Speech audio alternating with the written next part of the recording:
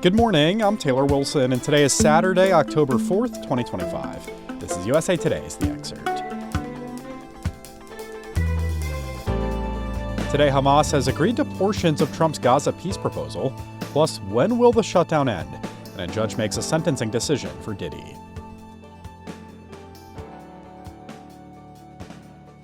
President Donald Trump is calling on Israel to immediately stop its Gaza bombing campaign to secure the safe extraction of remaining hostages after Hamas agreed to portions of his peace proposal. The Palestinian group said yesterday it had agreed to release all Israeli hostages, alive or dead, under the terms of Trump's 20-point plan and signaled readiness to immediately enter mediated negotiations to discuss the details. The president rolled out his proposal last week alongside Israeli Prime Minister Benjamin Netanyahu, and White House Press Secretary Caroline Leavitt is putting things bluntly. I think the entire world should hear the President of the United States loud and clear, and Hamas has an opportunity to accept this plan and to move forward in a peaceful and prosperous manner in the region. And if they don't, the consequences, unfortunately, are going to be very tragic. In a statement shared with Reuters, Hamas also agreed to hand over administration of the Gaza Strip to an independent Palestinian body with Arab and Muslim backing, and said it would be willing to discuss other aspects of Trump's proposal as part of talks. Missing from the response were commitments to disarm and have no role in Gaza's governance. Netanyahu's office said in a statement that it was preparing for the immediate implementation of the first stage of President Trump's plan for the prompt release of all the hostages. Former Israeli ambassador to the U.S. Michael Oren will be on The Excerpt tomorrow, speaking with our Washington bureau chief Susan Page to talk through the peace plan and share his optimism that a deal can be reached between Israel and Hamas that will lead to a lasting peace. You can find that episode right here on this feed, beginning at 5 a.m. Eastern. When will the government shutdown end? That's what lawmakers were hearing from constituents after the failure of another Senate vote to end it yesterday. I caught up with USA Today White House correspondent Bart Jansen for the latest. Bart, thanks for joining me. Thanks for having me. So just starting here, Bart, you write that the seeds for a possible compromise come from healthcare. How has that issue really been front and center, and what's the latest? Well, the whole thing blew up because Democrats are upset that Republicans cut spending earlier in the year on Medicaid, which is a federal healthcare program for lower income families and the disabled. In addition, federal subsidies under the Affordable Care Act, which is nicknamed Obamacare, are set to expire on December 31st. And so they're trying to get an extension of those subsidies. So those two factors for healthcare are what led Democrats to oppose a simple extension of federal spending beyond the start of the new fiscal year, which was October 1st. So because they've been blocking this funding, we are in a shutdown. And the question is, how can Republicans get more Democrats to sign on to extend funding temporarily? They're aiming for November 21st while they hash out these healthcare concerns. Well, on the White House level, Bart, we know that President Trump has warned of vast layoffs. How is he framing the shutdown at this point, and is he sticking with some of those threatening talking points? Trump is absolutely sticking with the threats both for vast layoffs. White House Press Secretary Caroline Leavitt said that they could number in the thousands, and also the potential for closing federal agencies. He put a social media post out on October 2nd saying that he was meeting with the Office of Management and Budget Director Russ Vought to discuss which, quote, Democrat agencies they might shut down. They haven't named the agencies. And when Leavitt was queried on what a Democrat agency is, she didn't really identify any, but they have highlighted spending freezes during this shutdown in places that are governed by Democrats. So that, for instance, they've frozen reimbursements on two big transit projects in New York City, one for the Second Avenue subway and another for a Hudson River tunnel. It's $300 million at stake immediately and $18 billion for the two projects overall. So Republicans and the administration have been asked why they are targeting Democrats, and the response from congressional leaders and from Leavitt is that Trump and Vought, all of his aides, are going to determine spending based on their priorities. And so as House Speaker Mike Johnson has said, hey, if the Democrats want to shut down the government, then they've given the keys to the kingdom to Trump to determine where the scarce funding that remains gets spent.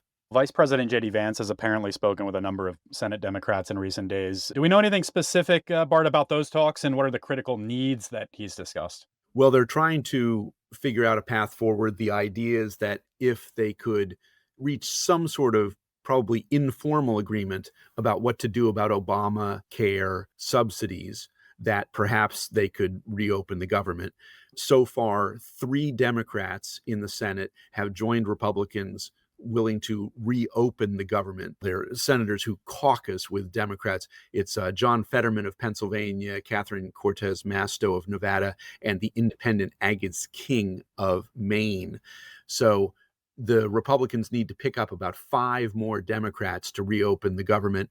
Vance didn't name the senators that they have been talking to, but he said they break down into 2 buckets. One bucket is just Democrats who demand all of the health care funding be restored, which totals more than $1 trillion over 10 years.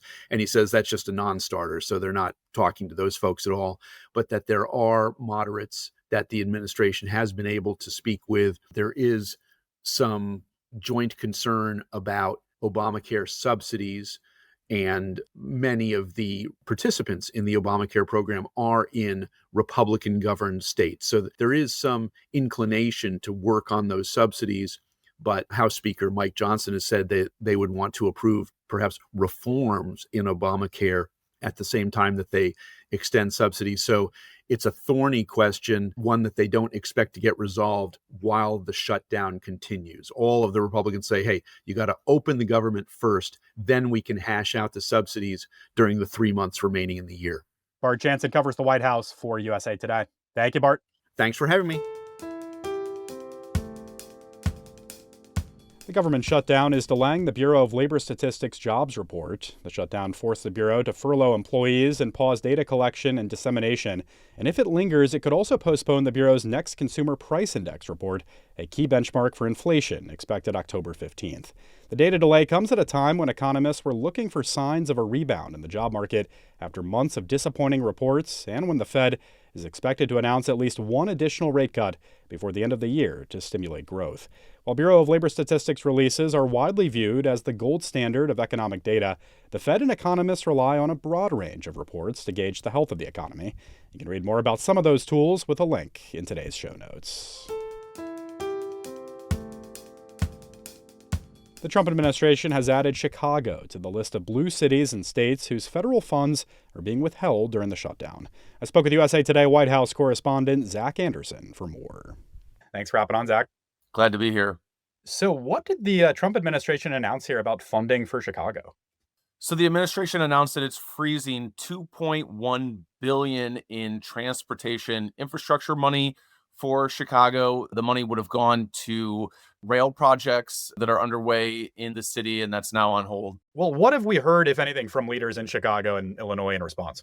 Obviously, they're not happy about this. The governor of Illinois said Trump is holding, quote, bipartisan funding hostage, and accused the president of trying to score political points, but said that he's really just hurting people who rely on public transit. Trump has a history with Chicago here. He's been feuding with the leaders in the city and the governor of Illinois over his threat to deploy the National Guard in the city. So there's some bad blood there. Well, Zach, more broadly, we've also seen this administration cut or freeze funding to blue cities and states around the country. Where else and how else has this played out?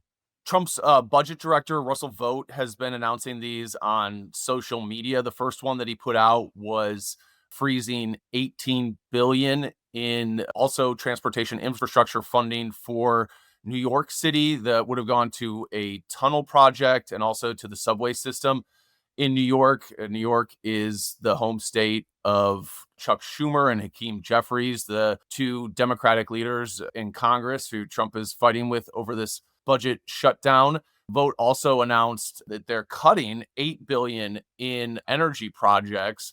Those would have gone to 16 blue states. So there's a number of Democratic controlled states or states that Trump lost in the 2024 election where they are either freezing or cutting money.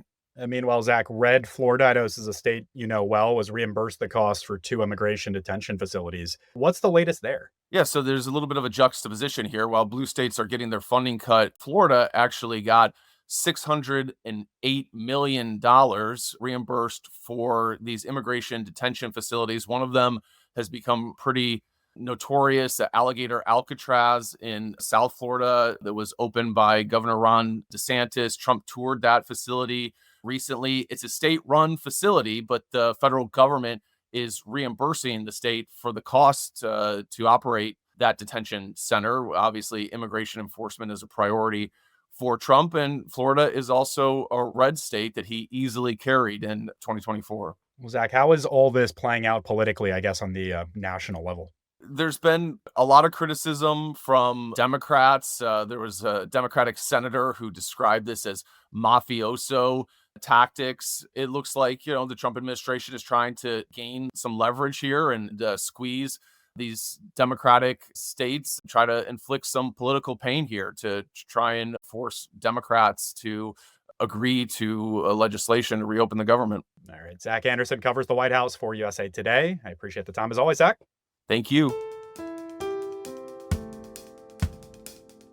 A judge sentenced Sean Diddy Combs to 50 months in prison yesterday. Combs could be released in less than 3 years after receiving credit for the time he has already spent locked up since his September 2024 arrest. After that arrest, he was charged with racketeering, sex trafficking, and transportation to engage in prostitution. The rapper and music mogul pleaded not guilty to the 5 counts against him, and a jury later convicted him on the 2 lesser counts of transportation to engage in prostitution. Jurors found Combs not guilty of the racketeering and sex trafficking charges. Thanks for listening to The Excerpt. You can get the podcast wherever you get your pods. And as always, you can email us at podcasts@usatoday.com. I'm Taylor Wilson. I'll be back Monday with more of The Excerpt from USA Today.